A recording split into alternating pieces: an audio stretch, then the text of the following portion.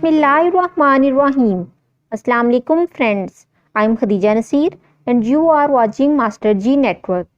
आज हम contemporary nutrition का लेक्चर नंबर 5 स्टार्ट कर रहे हैं और हमारा टॉपिक है ट्रेस मिनरल्स। लास्ट लेक्चर में हम लोगों ने मेजर मिनरल्स को डिटेल में स्टडी किया था, वो वाले मिनरल्स जो हमारी बॉडी को एक्सेस अमाउंट में रिक्वायर होते हैं और बॉडी में इंपॉर्टेंट रोल प्ले करते हैं। आज हम देखेंगे वो वाले मिनरल्स जो हमारी बॉडी को बहुत कम अमाउंट में रिक्वायर होते हैं, लेकिन एज एन वाइटल न्यूट्रिएंट वो हमारी बॉडी में वर्क कर रहे होते हैं और इम्पॉर्टेंट रोल प्ले करते हैं। सबसे पहले है हमारे पास आयरन। आयरन जो है वो एक एसेंशियल न्यूट्रिएंट है और हमारी बॉडी के डिफरेंट सेल्स की एक्टिविटी में एज एन वाइटल न्यूट्रिएंट जो है वो वर्क करता है। बहुत सारे लोगों में आयरन जो है वो डिफरेंट तरह की डिजीज़ और प्रॉब्लम्स को कॉज करता है। कैसे कि बहुत सारे जो लोग हैं वो आयरन की इनटेक को इन्हेंस कर देते हैं अपनी फूड में, जिसकी वजह से क्या है उनकी बॉडी में आयरन की टॉक्सिसिटी हो जाती है। और कुछ लोग जो है वो अपनी फूड में आयरन का इंटेक बिल्कुल भी नहीं करते, जिसकी वजह से क्या है डेफिशिएंसी हो जाती है। तो excess of everything is bad. हम कोई भी न्यूट्रिएंट को अगर उसकी फिक्स्ड अमाउंट से ज़्यादा इंटेक कर रहे हैं तो या तो उसकी टॉक्सिसिटी हो जाएगी या फिर उसकी डेफिशिएंसी हो जाएगी। तो हमें हर न्यूट्रिएंट हम अपनी बॉडी में एक लेवल तक जो है वो कंज्यूम करना है। अब हम आयरन की हमारे पास 2 स्टेट्स हैं। First one is ferrous iron जो आयरन की रिड्यूस्ड फॉर्म है and the second one is ferric iron जो ऑक्सीडाइज्ड फॉर्म है। नेक्स्ट है हमारे पास 2 टाइप्स के आयरन जो हैं वो हमारी बॉडी में प्रेजेंट होते हैं, एक heme iron and the second one is non heme iron. तो हीम आयरन है वो हमारे पास पोल्ट्री, फिश और मीट से जो हमें जो है ऑब्टेन होता है वो है हमारे पास हीम आयरन। जबकि जो प्लांट सोर्सेज से हमें जो जितने भी आयरन जो है वो हम लोग यूज़ करते हैं वो हमारे पास है नॉन हीम आयरन। अब वो कौन कौन से फैक्टर्स हैं जो नॉन हीम आयरन की एब्जॉर्प्शन को इन्हेंस कर देते हैं। सबसे पहले हमारे पास MFP फैक्टर। ये क्या है? ये मीट और फिश या पोल्ट्री में जो है वो एक पेप्टाइड बॉन्ड प्रेजेंट होता है जो क्या करता है नॉन हीम आयरन की एब्जॉर्प्शन को इन्हेंस कर देता है। इसके साथ साथ अगर हम लोग जो है वो विटामिन C का इंटेक कर रहे हैं आयरन के साथ तो उससे भी क्या होगा कि नॉन हीम आयरन की एब्जॉर्प्शन जो है वो इंक्रीज़ हो जाएगी। इसके साथ साथ अगर हम शुगर्स को यूज़ कर रहे हैं या फिर हम डिफरेंट एसिड्स जैसे हमारे पास सिट्रिक एसिड है या लैक्टिक एसिड है उसे हम कंज्यूम कर रहे हैं आयरन के साथ तो उससे भी क्या होगा नॉन हीम आयरन की एब्जॉर्प्शन जो है वो इंक्रीज़ हो जाएगी। नेक्स्ट हमारे पास वो कौन कौन से फैक्टर्स हैं जो नॉन हीम आयरन की एब्जॉर्प्शन को इनहिबिट करते हैं। सबसे पहले हमारे पास आ जाते हैं फाइटेट्स। ये हमें कहाँ से मिलते हैं? ये लेग्यूम्स में प्रेजेंट होते हैं, ग्रेन्स में और राइस में। फॉर एग्जांपल अगर हम लोग जो है वो लेग्यूम्स और मीट को एक साथ कंज्यूम कर रहे हैं तो क्या होगा कि नॉन हीम आयरन जो है उसकी एब्जॉर्प्शन इनहिबिट हो जाएगी। इसके साथ साथ जो हमारे पास वेजिटेबल प्रोटीन्स होती हैं जैसे सोयाबीन्स हैं, लेग्यूम्स हैं या नट्स से जो हमें प्रोटीन्स मिल रही होती हैं, अगर हम वो भी इनटेक साथ में करें तो उससे भी क्या होगा नॉन हीम आयरन की एब्जॉर्प्शन जो है वो रिड्यूस हो जाएगी। इसके साथ साथ अगर हम कैल्शियम यानी मिल्क का इंटेक कर रहे हैं आयरन के साथ उससे भी जो है वो बाइंड हो जाएगा आयरन कैल्शियम के साथ और उसकी जो एब्जॉर्प्शन है वो रिड्यूस हो जाएगी। टैनिक एसिड जो है वो पॉलीफिनोल है जो टी और कॉफ़ी में प्रेजेंट होता है। जैसे हम लोग अगर चिकन कंज्यूम करने के फ़ौरन बाद टी या कॉफ़ी का इंटेक करते हैं, जो यूजुअली हमारे जो है सोसाइटी में ये प्रैक्टिस है कि हम लोग खाने के फ़ौरन बाद चाय का इंटेक करते हैं, उससे भी क्या होता है आयरन की जो एब्जॉर्प्शन है वो रिड्यूस हो जाती है। नेक्स्ट अगर हम RDA की बात करें तो जो मेन के लिए RDA सेट किया हुआ है वो आयरन का है 8 मिलीग्राम पर डे। अगर वेमेन की बात करें 19 से 50 ईयर्स ओल्ड तो उनके लिए जो RDA आयरन का वो है 18 मिलीग्राम पर डे और 51 और उससे अबव जितनी भी वेमेन है उनके लिए 8 मिलीग्राम पर डे।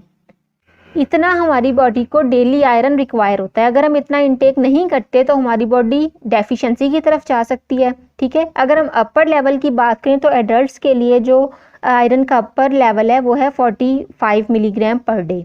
यानी अगर हम इससे ज़्यादा इंटेक करते हैं तो हमारी बॉडी क्या है आयरन की टॉक्सिसिटी की तरफ लीड करेगी।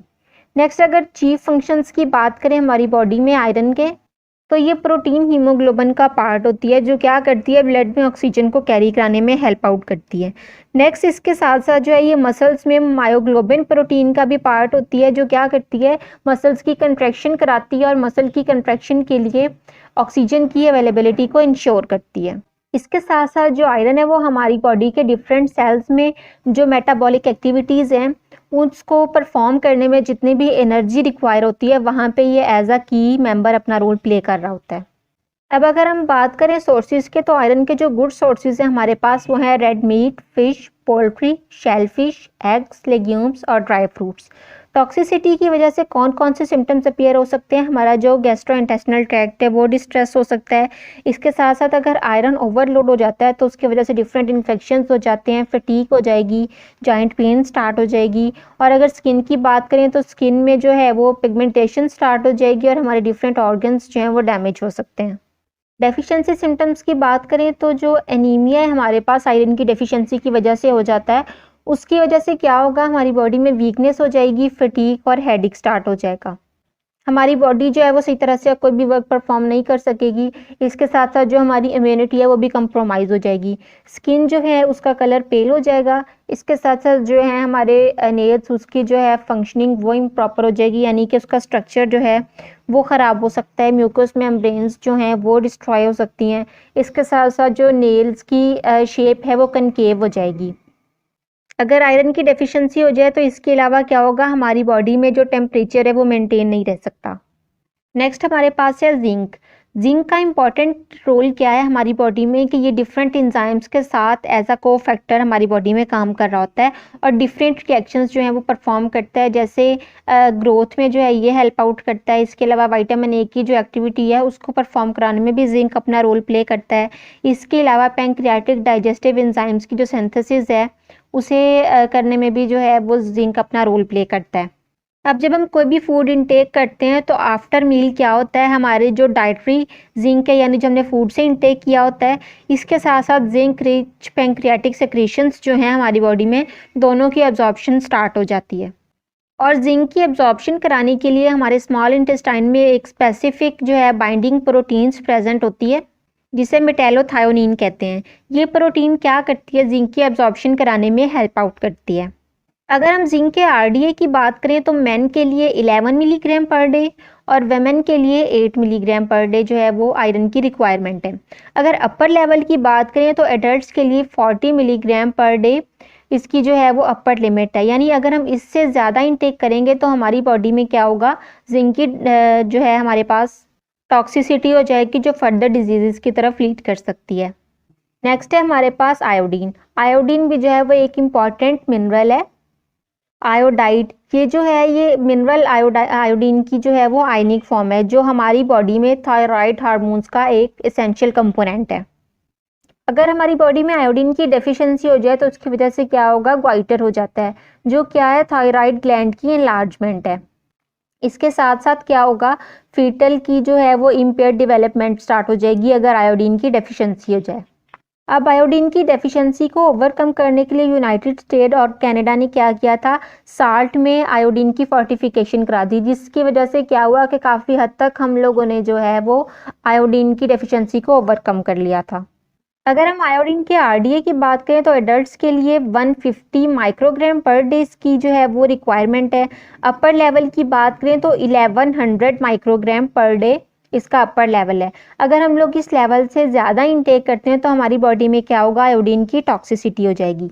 इंपॉर्टेंट फंक्शन क्या है आयोडीन का हमारी बॉडी में, ये 2 थायराइड हार्मोन्स का एक कंपोनेंट है, ठीक है, जो कि इस चीज़ में हेल्पफुल है हमारी बॉडी की ग्रोथ में, डेवलपमेंट में और जितने भी मेटाबॉलिक एक्टिविटीज़ हमारी बॉडी में हो रही हैं वहाँ पे एज एन वाइटल न्यूट्रिएंट हमारी बॉडी में फंक्शन प्ले करता है। अब अगर सोर्सेज की बात करें तो हमारे पास आयोडाइज्ड साल्ट जो है वो आयोडीन का एक गुड सोर्स है क्योंकि हमने साल्ट में फोर्टिफिकेशन की है किसकी, आयोडीन की। इसके साथ साथ sea food, bread, dairy products ये सब भी जो हैं वो आयोडीन के गुड सोर्सेज में आते हैं। इसके साथ साथ वो प्लांट्स, अगर हम प्लांट सोर्सेज की बात करें तो वो वाले प्लांट्स जो आयोडीन रिच सोइल में हम लोगों ने ग्रो कराए हैं वो भी जो हैं वो आयोडीन के गुड सोर्सेज हो सकते हैं। इसके साथ साथ एनिमल फीड यानी कि जो जानवरों की खुराक अगर हम लोग उस सोइल में ग्रो कराते हैं जो आयोडीन रिच है तो उससे भी क्या होगा कि उनकी जो फूड है, एनिमल फूड है, उसमें आयोडीन की अमाउंट ज़्यादा हो जाएगी, ठीक है, क्योंकि उसकी सोइल में जो है वो आयोडीन रिच था। तो क्या होगा कि जब वो फूड एनिमल इंटेक करेंगे तो उनके मीट में जो है वो आयोडीन की अमाउंट ज़्यादा हो जाएगी, और अगर वो वाले मीट को हम लोग कंज्यूम करते हैं तो उससे भी हमारी जो हम डेफिशिएंसी है हमारी बॉडी की, उसे हम ओवरकम कर सकते हैं। नेक्स्ट हमारे पास है सिलीनियम। सिलीनियम जो है वो हमारी बॉडी में एंटीऑक्सीडेंट न्यूट्रिएंट के तौर पे वर्क करता है, और ये किसके साथ मिलके काम कर रहा होता है? ग्लूटाथायोन परऑक्सीडेज एंजाइम जो हमारी बॉडी में प्रेजेंट है, इसके साथ साथ विटामिन ई के साथ मिलके जो है वो ये काम करता है। अब वो फूड्स जो प्रोटीन रिच हैं, उनके साथ साथ क्या होता है? सिलीनियम भी प्रेजेंट होता है। अगर हम बात करें सिलीनियम की डेफिशिएंसी की, तो उसकी वजह से क्या होता है? किशान डिजीज़ हो जाती हैं हमारी बॉडी में, जो क्या है, हार्ट की एबनॉर्मेलिटी को शो करती हैं। अगर सिलीनियम के आरडीए की बात करें तो एक नॉर्मल एडल्ट के लिए 55 माइक्रोग्राम पर डे इसकी रिक्वायरमेंट है, और अगर अपर लेवल की बात करें तो एडल्ट्स में 400 माइक्रोग्राम जो है वो पर डे के अकॉर्डिंग इसकी रिक्वायरमेंट है। अगर हम इससे ज़्यादा इंटेक करते हैं तो क्या होगा? सिलीनियम की हमारी बॉडी में टॉक्सिसिटी हो जाएगी।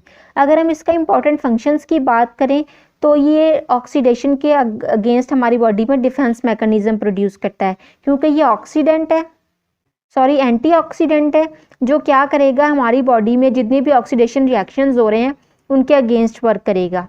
इसके साथ साथ ये थायराइड हार्मोन को रेगुलेट कराने में भी हेल्पफुल है। अगर सोर्सेज की बात करें तो seafood, meat, whole grains, fruits, और जितने भी वेजिटेबल्स हैं हमारे पास, वो वेजिटेबल्स जो हम लोगों ने उस सॉइल में ग्रो कराए हैं जिसमें सिलीनियम कंटेंट ज़्यादा है, तो हमारे पास प्लांट सोर्सेज भी एक अच्छा सोर्स हो सकते हैं किसका? सिलीनियम का। नेक्स्ट हमारे पास है मैगनीज। मैगनीज क्या है? मैगनीज डिपेंडेंट जितने भी एंजाइम्स हैं वो कहाँ पे इन्वॉल्व होते हैं? हमारी बोन की फॉर्मेशन के लिए। इसके अलावा हमारी बॉडी में जितने भी मेटाबॉलिक प्रोसेस जो हैं वो परफॉर्म हो रहे हैं, वहाँ पे भी मैगनीज डिपेंडेंट एंजाइम्स जो हैं वो वर्क कर रहे होते हैं। अब प्लांट फूड्स जितने भी हैं उनमें अच्छे अमाउंट में जो है वो मैगनीज प्रेजेंट होता है, जिसकी वजह से जो मैगनीज की डेफिशिएंसी है वो रेयर है। इसकी डेफिशिएंसी बहुत कम पाई जाती है, लेकिन अगर हम लोग कंटिन्यूसली जो कैल्शियम है और आयरन के सप्लीमेंट्स हैं उनका इंटेक कर रहे हैं तो उनकी वजह से क्या होगा कि मैगनीज की एब्जॉर्प्शन जो है वो इनहिबिट हो जाएगी। तो फिर ये हमारे पास चांस हो सकता है कि हम लोग मैगनीज की डेफिशिएंसी की तरफ लीड करें। अगर हम एडिक्वेट इंटेक या आरडीए की बात करें तो मेन के लिए 2.3 मिलीग्राम पर डे और वुमेन के लिए 1.8 मिलीग्राम पर डे मैगनीज की रिक्वायरमेंट है। अपर लेवल की बात करें तो एडल्ट्स के लिए 11 मिलीग्राम पर डे इसकी अपर लिमिट है। इससे ज़्यादा अगर हम इंटेक करेंगे तो हमारी बॉडी में मैगनीज की टॉक्सिसिटी हो सकती है। चीफ फंक्शंस की अगर बात करें तो ये एज अ को फैक्टर काम कर रहा होता है डिफरेंट एंजाइम्स के साथ, जो क्या करते हैं? हमारी बॉडी में परफॉर्म होने वाले डिफरेंट मेटाबॉलिक एक्टिविटीज़ में हेल्पफुल हैं। इसके अलावा बोन की फॉर्मेशन में भी जो मैगनीज है वो अपना इंपॉर्टेंट रोल प्ले कर रहा होता है। सोर्सेज की बात करें तो मैगनीज के डिफरेंट सोर्सेज में हमारे पास आ जाते हैं nuts, whole grains, leafy vegetables and tea. Deficiency जो है वो इसकी रेयर है क्योंकि हमारे पास गुड सोर्सेज हैं प्लांट्स के। इसके साथ साथ अगर टॉक्सिसिटी की बात करें तो अगर टॉक्सिसिटी हो जाए तो नर्वस सिस्टम डिसऑर्डर्स जो हैं वो अपीयर होना शुरू हो जाते हैं। नेक्स्ट है हमारे पास क्रोमियम। अगर इसके अपर एडिक्वेट इंटेक की बात करें तो जो इसका आरडी है वो मेन के लिए 35 माइक्रोग्राम पर डे और वुमेन के लिए 25 माइक्रोग्राम पर डे होता है। चीफ फंक्शंस की बात करें तो ये क्या है? ये इंसुलिन के एक्शंस को क्या है? इन्हेंस करा देती हैं। इसके अलावा जो है वो ग्लूकोज के टॉलरेंस को भी जो है वो इम्प्रूव करती है। ठीक है। नेक्स्ट अगर हम बात करें सिग्निफिकेंट सोर्सेज की तो हमारे पास जो गुड सोर्सेज हैं क्रोमियम के, उनमें आ जाते हैं मीट, स्पेशली जो लीवर है हमारे पास किसी भी एनिमल का, वो है क्रोमियम का गुड सोर्स। इसके साथ साथ होल ग्रेन्स और जो यीस्ट है वो भी क्रोमियम का गुड सोर्स है। डेफिशिएंसी जो है वो हमारे पास क्या हो सकती है? उसकी वजह से डायबिटीज़ हो सकती है। ठीक है। टॉक्सिसिटी अभी तक जो है वो इसकी रिपोर्ट नहीं हुई। लास्ट वन है हमारे पास मॉल्बेडिनम। इसका आरडीए नॉर्मल एडल्ट के लिए कितना है? 45 microgram per day. Upper level की बात करें तो एडल्ट्स के लिए 2 मिलीग्राम पर डे जो है इसका अपर लिमिट है। इससे ज़्यादा अगर हम कंज्यूम करेंगे तो हमारी बॉडी में इसकी टॉक्सिसिटी हो सकती है। चीफ फंक्शंस की बात करें तो ये डिफरेंट एंजाइम्स के साथ एज अ को फैक्टर वर्क करता है। सिग्निफिकेंट सोर्सेज की बात करें तो हमारे पास मॉल्बेडिनम के जो गुड सोर्सेज हैं उनमें लेग्यूम्स, सीरियल्स और नट्स आ जाते हैं। डेफिशिएंसी जो है वो अभी अननोन है, अभी डिस्कवर नहीं हुई इसकी डेफिशिएंसी, और टॉक्सिसिटी इसकी होती नहीं है। अगर टॉक्सिसिटी हो जाए तो रिप्रोडक्टिव इफ़ेक्ट्स ये अपने जो है वो एनिमल्स में शो कराता है। तो ये थे डिफरेंट ट्रेस मिनरल्स जो हमारी बॉडी में इंपॉर्टेंट रोल प्ले करते हैं। इस टॉपिक से रिलेटेड आपकी कोई भी क्यूरी या कोई भी क्वेश्चन हो तो आप कमेंट बॉक्स में पूछ सकते हैं। नेक्स्ट लेक्चर में हम एक न्यू टॉपिक स्टार्ट करेंगे, लेकिन जाने से पहले हमारे चैनल मास्टर जी नेटवर्क को लाइक, शेयर और सब्सक्राइब करें ताकि डिफरेंट एजुकेशनल अपडेट्स आप तक पहुंचती रहें। खुदा हाफिज़।